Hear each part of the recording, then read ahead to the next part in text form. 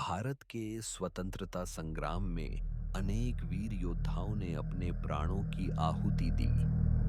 परंतु कुछ नाम ऐसे हैं जो भारतीय युवाओं के लिए आज भी प्रेरणा के स्तंभ बने हुए हैं। ऐसे ही एक महान क्रांतिकारी थे शिवराम हरी राजगुरु। राजगुरु का नाम जैसे ही लिया जाता है, भगत सिंह और सुखदेव के साथ उनके बलिदान की तस्वीर हमारी आंखों के सामने आ जाती है। वे मात्र 20 वर्ष की आयु में देश की स्वतंत्रता के लिए फांसी के फंदे पर झूल गए। यह जीवनी उनके जीवन संघर्ष, विचारधारा और वीर गाथा को समर्पित है। राजगुरु का जन्म 24 अगस्त 1908 को महाराष्ट्र के पुणे जिले के खेड़ा गांव में हुआ था। उनका पूरा नाम शिवराम हरी राजगुरु था। वे एक चित्तपावन ब्राह्मण परिवार से थे। बचपन से ही वे अत्यंत कुशाग्र बुद्धि, साहसी और देशभक्ति की भावना से ओतप्रोत थे। राजगुरु के पिता हरि नारायण राजगुरु एक सामान्य व्यक्ति थे।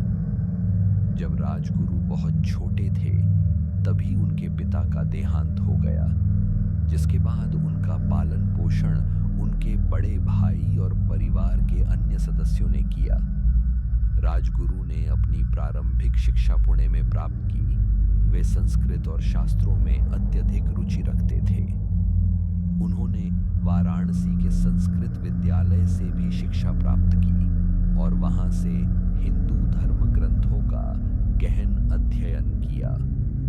वाराणसी में अध्ययन के दौरान ही उनका संपर्क उन क्रांतिकारी विचारधाराओं से हुआ जो अंग्रेजी हुकूमत के खिलाफ देश को आजाद कराने के लिए प्रेरित कर रही थी। इसी दौरान उनका झुकाव क्रांतिकारी विचारों की ओर हुआ और उन्होंने यह तय किया कि वे हथियार उठाकर अंग्रेजों से लोहा लेंगे।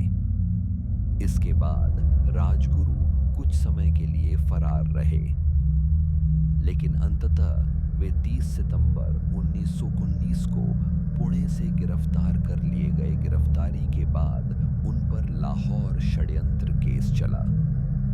इस केस में भगत सिंह और सुखदेव पहले ही जेल में थे। अंग्रेज सरकार ने इस केस को बेहद गंभीरता से लिया, क्योंकि यह सीधे तौर पर पुलिस अधिकारी की हत्या और सरकार के खिलाफ सशस्त्र विद्रोह से जुड़ा हुआ था। अदालत ने बिना किसी दया के तीनों को दोषी ठहराया और फांसी की सजा सुनाई।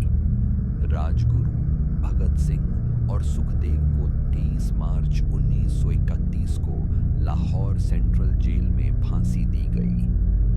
उन्हें शाम के समय तय समय से पहले फांसी दी गई ताकि जनाक्रोश न भड़के। फांसी के बाद उनके शवों को गुप्त रूप से जेल के पीछे नदी के तट पर जला दिया गया। उनकी शहादत ने देश भर में जनज्वार खड़ा कर दिया। हर गली, हर गांव, हर स्कूल और हर हृदय में उनके बलिदान की गूंज सुनाई दी। इनकलाब जिंदाबाद का नारा गूंजने लगा।